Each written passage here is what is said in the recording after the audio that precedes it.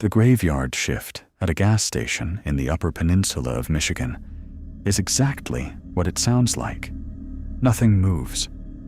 Nothing comes. The highway out front stretches into darkness in both directions, like it's going somewhere that doesn't exist anymore. The tree line starts about 40 feet past the pumps and just stops being trees after that.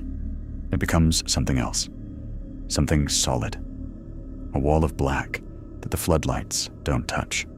I'd been working that shift for 3 months, midnight to 8. Just me, the hum of the coolers, and whatever was outside. Most nights, nothing was outside. That night was different. It was sometime around 2 a.m. when I saw her for the first time.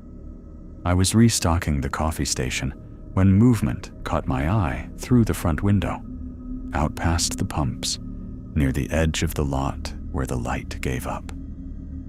A figure, low to the ground, moving in a way that didn't make sense for the cold.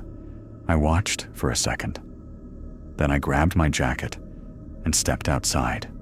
She was crouched beside the air pump station, and she was eating. I didn't understand what I was seeing at first. My brain kept trying to make it into something normal, an animal, a bag of food she'd dropped. But the longer I looked, the less normal it got. It was an arm, a human arm, dark and swollen, the skin wrong in a way I recognized without wanting to. That gray-green color that means something has been dead for a long time. She was holding it like it was nothing. Then she looked up at me.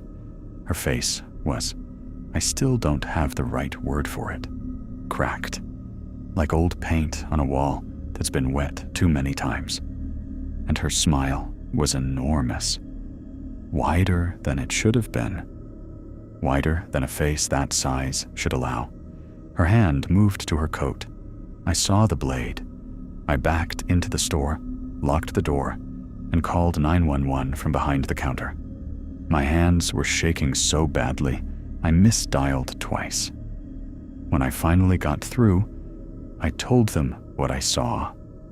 The woman, the arm, the knife, and they said a unit was 12 minutes out. I looked through the window. She hadn't moved.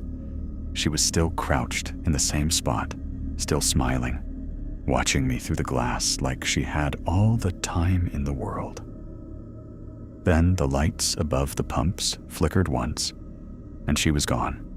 The cops arrived and swept the lot, checked the tree line with flashlights, came back shaking their heads. No footprints in the snow, no blood, no arm. One of them leaned against the counter and looked at me the way people look at someone they've already decided is wasting their time. You sure about what you saw? I told him I was sure. He wrote something in his notepad. They left. I had 4 hours left on my shift. I spent them standing behind the counter with every light in the store turned on, watching the parking lot. Nothing came back. I didn't tell anyone for 2 days. I talked myself into believing it was exhaustion. 3 months of midnight shifts will do things to your mind. I almost had myself convinced.